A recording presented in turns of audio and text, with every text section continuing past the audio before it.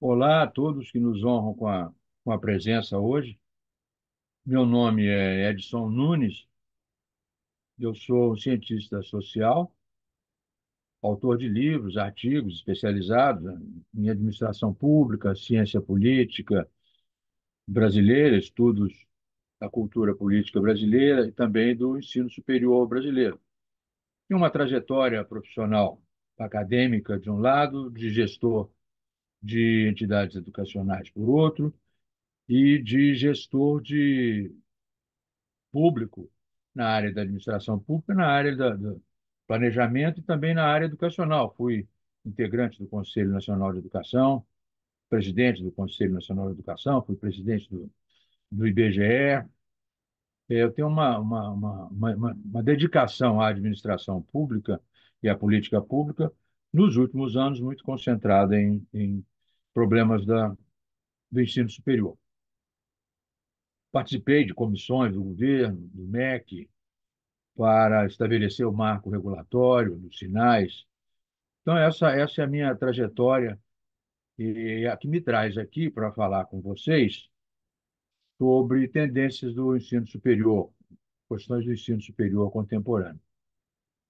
Eu queria muito mais conversar do que fazer propriamente uma palestra. Queria conversar em torno de alguns assuntos que são presentes, alguns não resolvidos, outros vão se resolvendo no tempo. Vou falar de quatro ou cinco assuntos, rapidamente. O primeiro deles são assuntos que estão presentes na conversa sobre o ensino superior. O primeiro deles é a questão da expansão e da situação atual do ensino superior.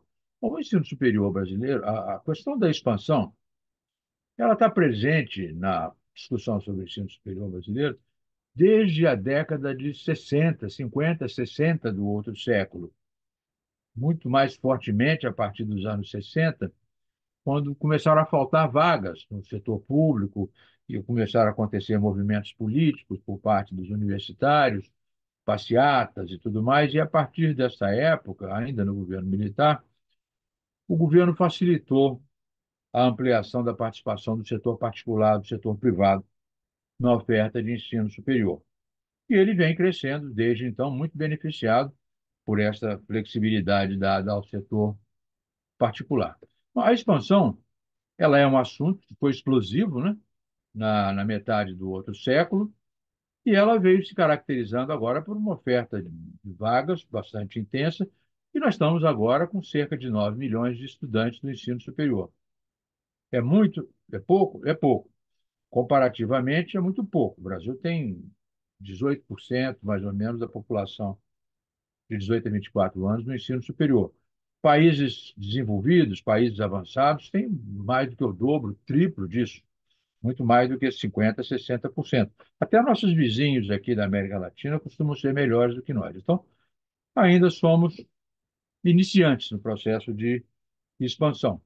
No entanto, a expansão também sofre constrangimentos de várias naturezas. Primeiro, de alunos no ensino fundamental hoje, cada quatro alunos, apenas dois chegam no ensino médio. E dos que chegam no ensino médio, apenas um chega no ensino superior. Então, mesmo que tenhamos uma forte expansão, nós temos também um problema de demanda, que a nossa demanda não cresce na velocidade em que cresce nossa população de população, né, das nossas faixas etárias, porque muitos alunos abandonam o ensino médio e não chegam a demandar o ensino superior. De toda maneira, temos poucos estudantes. Então, a expansão vem sendo um assunto permanente. Ela produziu algumas tendências, uma das quais é a mais importante, que se caracterizou quase na virada do século XX, que foi a criação das faculdades privadas com finalidade lucrativa. Anteriormente, as faculdades privadas, universidades particulares, eram todas sem finalidade lucrativa. À medida que foi permitida a constituição de mantenedoras com finalidade lucrativa, houve uma expansão até bem intensa também do ensino superior, fazendo com que o Brasil seja um caso meio único no mundo. É que o ensino superior brasileiro, a partir do começo do século XXI, ele está ancorado em entidades educacionais com finalidade lucrativa. Estou dizendo ancorado como? É que a maioria do ensino superior, tendencialmente, está localizada, os alunos estão localizados em universidades, grupos empresariais grandes, conglomerados muito grandes, com finalidade lucrativa. Essa âncora é uma peculiaridade brasileira. Existem entidades com finalidade lucrativa em outros países do mundo, mas elas não são muito grandes. No Brasil, ela tende a ser a maioria do estudantado do ensino superior. Por que que isso é relevante? Porque a âncora do ensino superior é que diz para a sociedade o que é o ensino superior, que é estudar numa faculdade, que é estudar numa universidade. Hoje, no grosso, para o grosso dos estudantes, estudar numa universidade é estudar numa universidade ou numa faculdade que tem finalidade lucrativa. Portanto, essa é uma das definições que a sociedade tem ao olhar para o ensino superior, é de que ele é feito em faculdades particulares com finalidade lucrativa. O ensino público, ele é miúdo comparado com o ensino particular. Ele tem aí 20% do total de estudantes, possivelmente. Às vezes 20, 25, mas ele não passa disso. Havia uma ambição do setor público de ser um terço da oferta, mas isso jamais se concretizou. Então, primeira discussão é da expansão, e a expansão se caracteriza, então, por uma ancoragem, por uma âncora que define que o ensino superior é aquilo que se faz em faculdades e universidades com finalidade lucrativa, porque essa é a maioria do estudantado. E ainda persistem outras questões importantes na questão da expansão. É que há uma dicotomia entre estudantes do ensino público e do ensino privado. É que o ensino particular, os alunos pagam mensalidade para estudar. No ensino público, eles estudam gratuitamente. Existem financiamentos para os estudantes, mas esses financiamentos eles têm que pagar depois, embora o governo, com frequência, perdoe, ache formas de negociar. Mas há uma questão de equidade aí entre brasileiros. Há brasileiros que estudam gratuitamente no ensino superior e há brasileiros que têm que pagar para estudar. Isto cria uma desigualdade tributária. Uma desigualdade tributária importante, porque para aquelas famílias que têm filhos estudando no ensino superior público, é como se fosse um imposto de renda negativo, um prêmio que o Estado está dando. O seu filho estuda, não paga nada, portanto, você tem essa comparação de prêmio daquilo que os estudantes pagam no ensino superior privado. Portanto, há uma falta de equidade entre classes de brasileiros.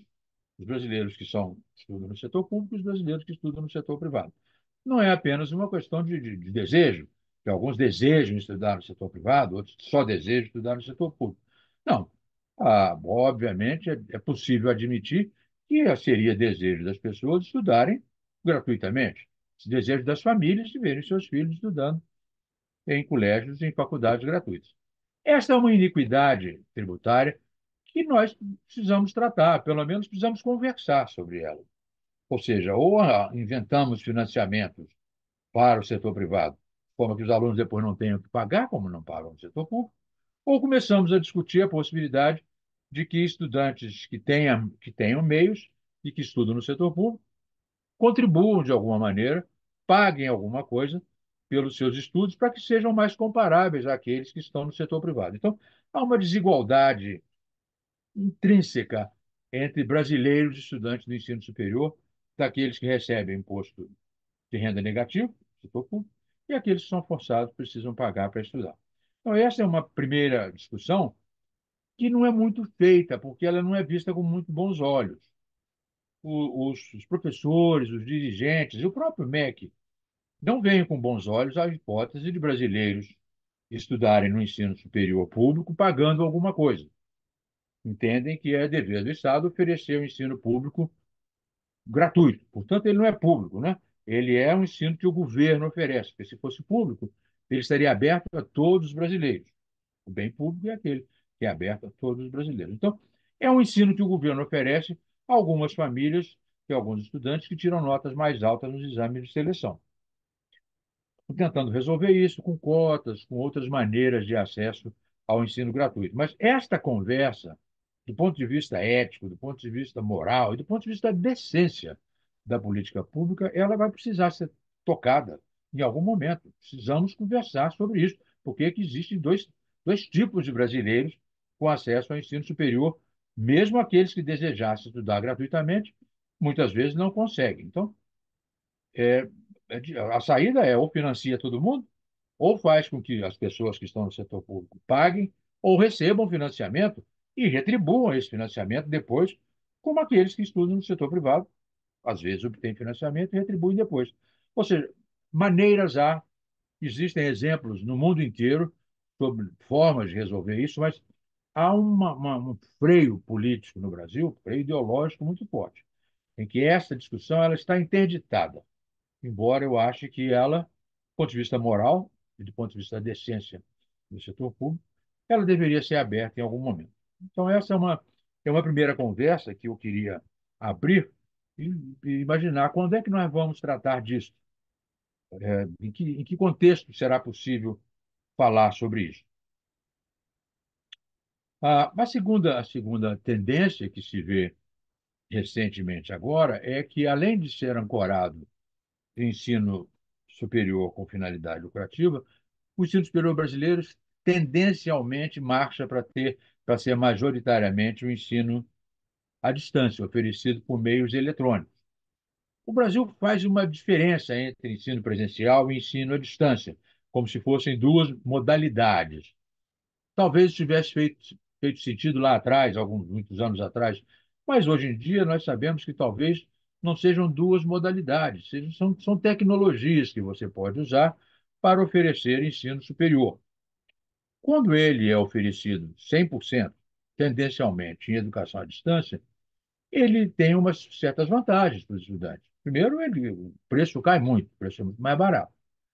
Segundo, o aluno economiza desgastes profundos de transporte, de deslocamento, de tempo, ou seja, tem uma economia de tempo e economia monetária que favorece o ensino à distância, principalmente num país caracterizado como o Brasil, um certo volume de pobreza. Precisamos conversar sobre isso. São duas modalidades ou são duas tecnologias que se aplicam ao ensino e não interessa se ele é à distância ou se ele é presencial. Hoje nós separamos as duas modalidades como se fossem duas famílias de ensino. E tem sido assim.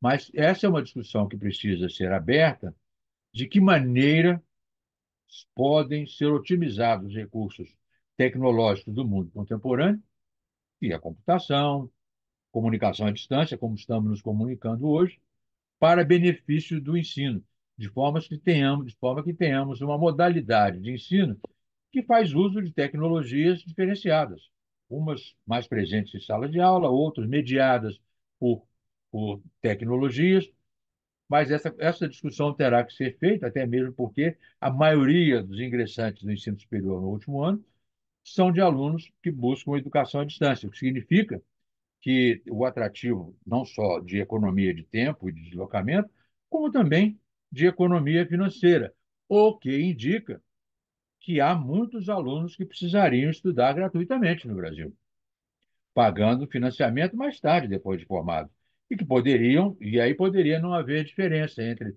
setor público e setor privado. Todos pagam em algum momento da vida mais tarde.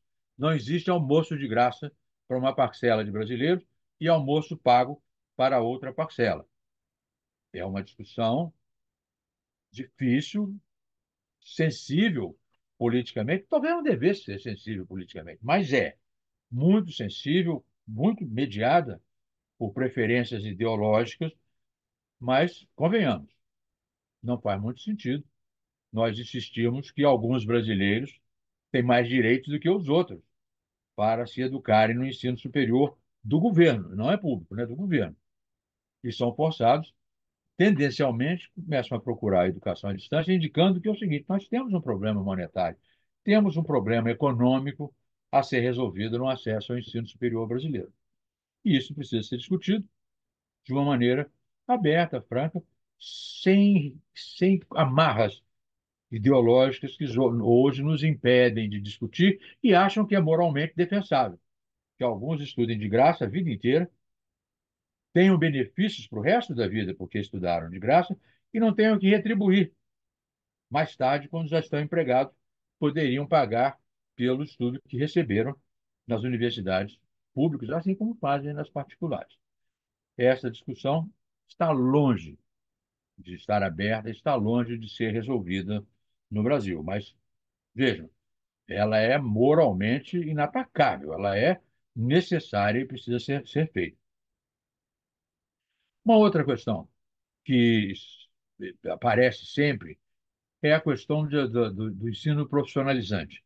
As faculdades brasileiras e as universidades, elas ensinam profissões, diplomas que levam a benefícios profissionais. Normalmente, profissões regulamentadas por lei. É o governo que regula, é o Congresso que regulamenta uma profissão.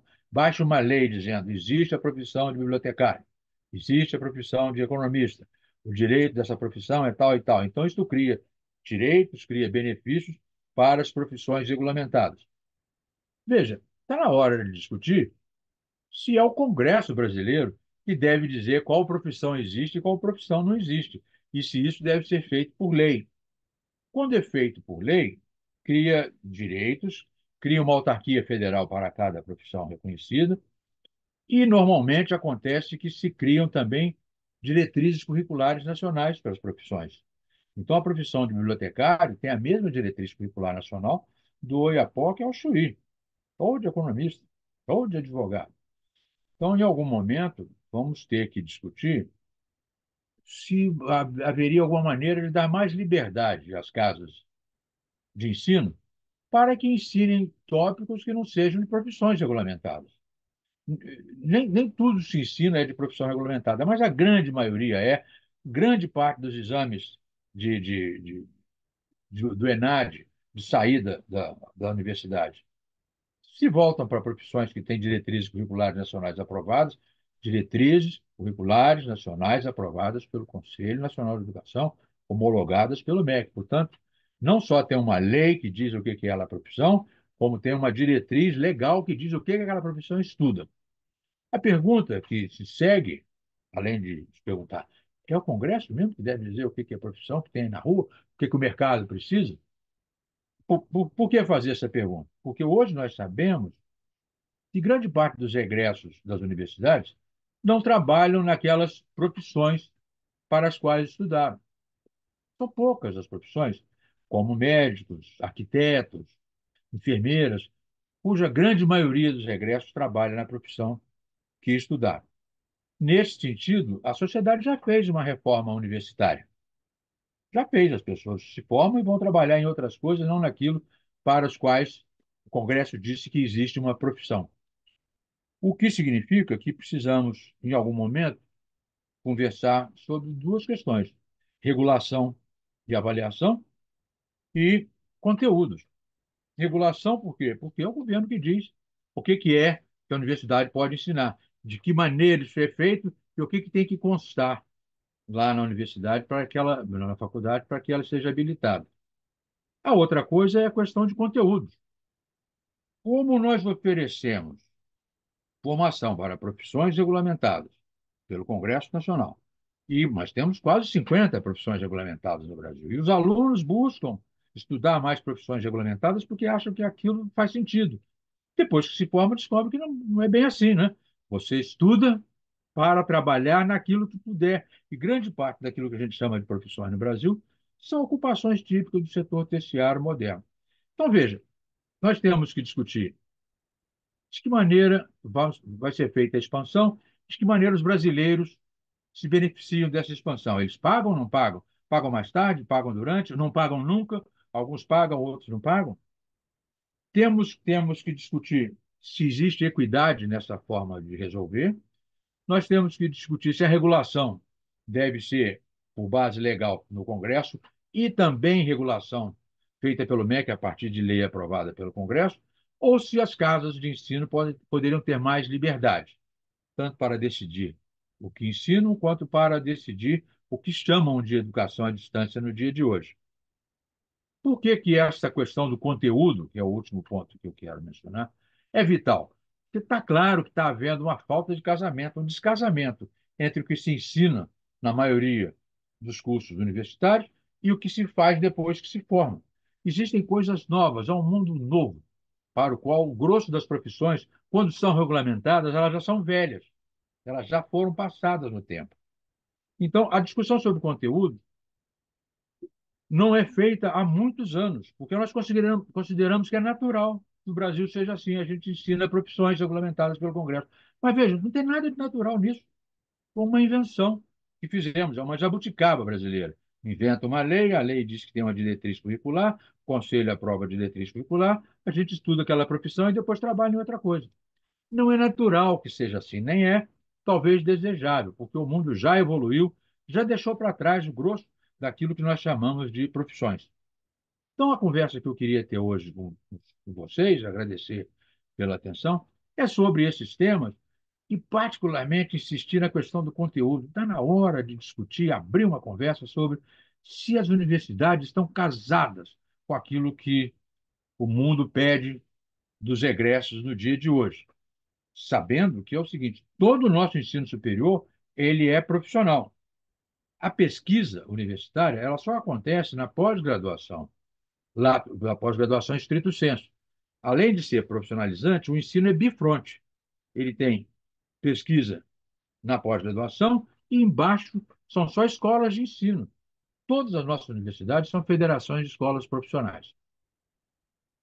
Queria deixar esses temas e desejar que possamos, em algum tempo, em algum momento, discuti-los sem freios, sem vetos, sejam vetos corporativos das profissões que não querem que isso seja discutido, sejam vetos ideológicos que não querem que se discuta o problema da equidade e da igualdade tributária entre os brasileiros, sejam vetos de todas as naturezas, de pessoas que hoje se beneficiam das questões como elas estão definidas. E talvez o Brasil como um todo e a sociedade já esteja pronto para um ensino superior diferenciado. É, queria agradecer a atenção, pedir desculpa por ter me alongado mais do que devia, desejar a todos um feliz 2024. Muito obrigado.